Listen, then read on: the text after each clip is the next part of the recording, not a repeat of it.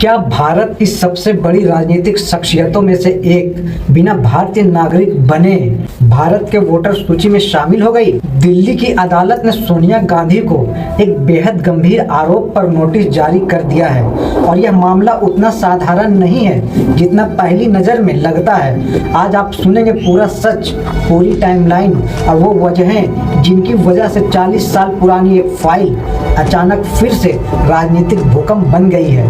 मैं मोहम्मद फिरदौस।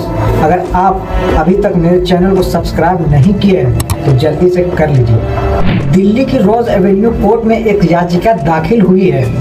दावा यह है कि साल 1980 और 81 की वोटर लिस्ट में सोनिया गांधी का नाम शामिल कर दिया गया था, लेकिन याचिकाकर्ता का कहना है कि उस समय सोनिया गांधी भारतीय नागरिक थी ही नहीं, क्योंकि उनका सिटीजनशिप रिकॉर्ड दिखाता है कि उन्होंने भारतीय नागरिकता साल 1983 में ली थी। अब सवाल यह उठता है कि अगर नागरिकता 1983 में मिली तो 1980 की वोटर लिस्ट में नाम कैसे शामिल हुआ? इसी आरोप के आधार पर अदालत ने सोनिया गांधी, दिल्ली पुलिस और इलेक्शन कमीशन तीनों को नोटिस भेजकर जवाब मांगा है। याचिकाकर्ता का आरोप काफी गंभीर है। उनका कहना है कि वोटर लिस्ट में नाम जोड़ने के लिए identity documents, proof of residence और सिटीजनशिप की पुष्टि होना जरूरी होता है, लेकिन 1980 में सोनिया गांधी के पास भारतीय नागरिकता का प्रमाण पत्र नहीं था।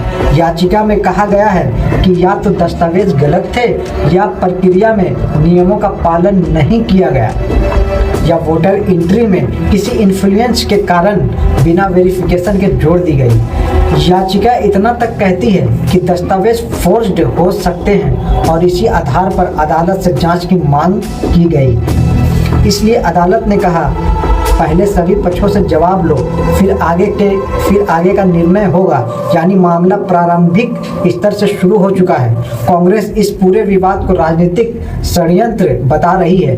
प्रियंका गांधी का कहना है कि हमारे परिवार के खिलाफ लगातार झूठ फैलाया जा रहा है और यह मामला भी उसी अभियान का हिस्सा है। कांग्रेस का तर्क है कि यह मामला पुरानी फाइलों को खंगाल कर राजनीतिक फायदा लेने की कोशिश की जा रही है और उनकी दलील यह है कि वोटर लिस्ट की प्रक्रिया स्थानीय चुनाव अधिकारियों द्वारा की जाती है। व्यक्ति चाहे कितना भी प्रभावशाली क्यों ना हो, वोटर एंट्री का अंतिम नियंत्रण प्रशासन के पास ही होता है। कांग्रेस का साफ कहना है कि यह फर्जी आरोप है। अब बात करते हैं कि पूरी टाइमलाइन की, जो इस विवाद का सबसे महत्वपूर्ण हिस्सा है। 1968 में सोनिया गांधी का विवाह राजीव गांधी से होता है। 1970 में वो भारत में स्थायी रूप से रहने लग जाती है। 1980 और 81 में वोटर लिस्ट में उनके नाम की एंट्री का विवाद किया जाता है। 1983 आधिकारिक रिकॉर्ड के अनुसार सोनिया गांधी को भारतीय नागरिकता प्रदान की गई है। 2025 40 साल बाद मामला फिर से खुलता है और अदालत नोटिस जारी करती है।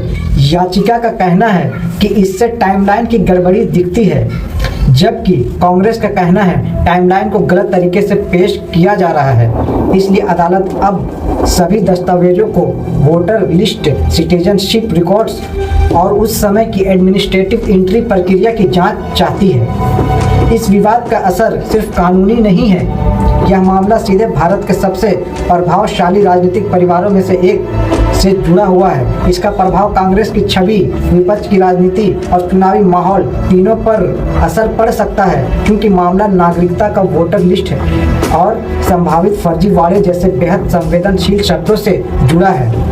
और भारतीय राजनीति में ये तीनों शब्द किसी भी मुद्दे का सबसे बड़े विवाद में बदलने के लिए काफ़ी होता है। अगर कोर्ट सुनवाई को आगे बढ़ाती है तो पुरानी वोटर लिस्ट, सिटीजनशिप कंफर्मेशन और उस दौर के एडमिनिस्ट्रेटिव रिकॉर्ड सबको खंगालना पड़ेगा। यानी मामला छोटा नहीं है, लंबा और तकनीकी हो सकता है।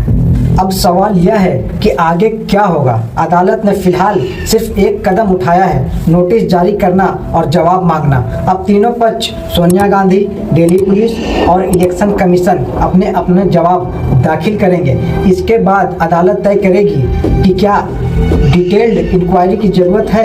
क्या एफआईआर या फ्रेश इन्वेस्टिगेशन बनती है, या मामला प्रारंभिक स्तर पर ही समाप्त हो सकता है? लेकिन एक बात साफ है, 40 साल पुरानी एक वोटर लिस्ट अब 2025 की राजनीति का नया तूफान बन चुकी है।